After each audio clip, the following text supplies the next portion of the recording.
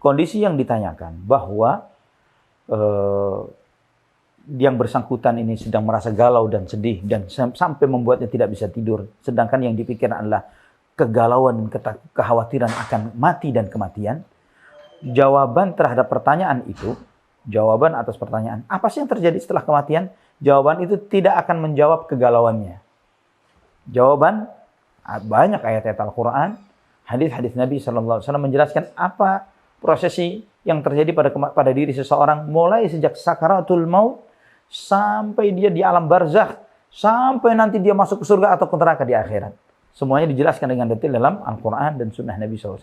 Tapi untuk menjawab kegalauan yang bersangkutan, dia harus ingat bahwa seberapa khawatirnya hati seseorang takut mati, ketakutan terhadap kematian, apakah bisa menjauhkan seseorang dari kematian? Tidak bisa. Sepedenya seseorang untuk pengen mati, apakah akan mempercepat dia kepada ajalnya? Juga tidak.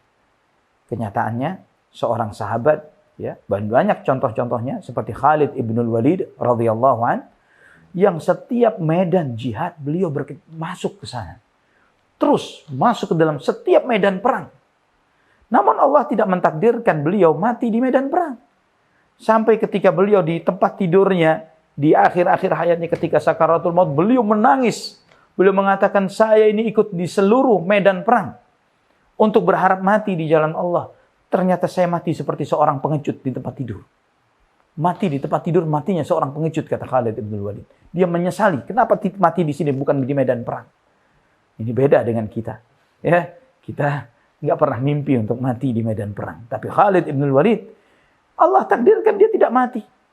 Walaupun dia hampir harus menjemput di seluruh medan perang, ke Persia, ke Romawi, ke Syam, dan yang lain sebagainya. Jika Allah takdirkan tidak mati di medan perang, tidak akan mati.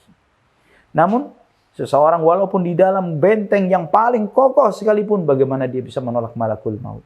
Itu yang harus ditanamkan terlebih dahulu dalam hatinya. Bahwa ajal itu tidak akan terpengaruh karena kepedean seseorang pengen cepat mati, atau kekhawatiran seseorang akan kematian. Kemudian yang berikutnya, yang dia harus lakukan adalah selalu bertindak positif dalam hidupnya. Ya, kekhawatiran akan kematian sampai membuat dia tidak bisa tidur. Apa hal positif yang akan dia dapatkan dari sikap seperti ini? Apakah semakin dekat kepada Allah, atau bahkan sebaliknya semakin jauh dari Allah? Maka Nabi SAW mengajarkan dalam sebuah hadis yang sahih dalam Sahih Bukhari, al-mu'minul qawiyyu khairun wa ahabbu ila Allah ta'ala minal mu'minid dhaif. Atau dalam Sahih Muslim, mukmin yang kuat lebih baik dan lebih dicintai oleh Allah Subhanahu wa taala ketimbang mukmin yang lemah. Wa fi kullin khair. Ya, dan dua-duanya adalah baik. Dua-duanya adalah baik. Nabi kemudian menasihati, ihris ala ma yanfa'uka wasta'in billah. Fokuslah terhadap apa yang bermanfaat untuk dirimu dan mintalah pertolongan kepada Allah Subhanahu wa taala. Nabi mengajarkan agar kita fokus terhadap apa yang bermanfaat untuk hidup kita.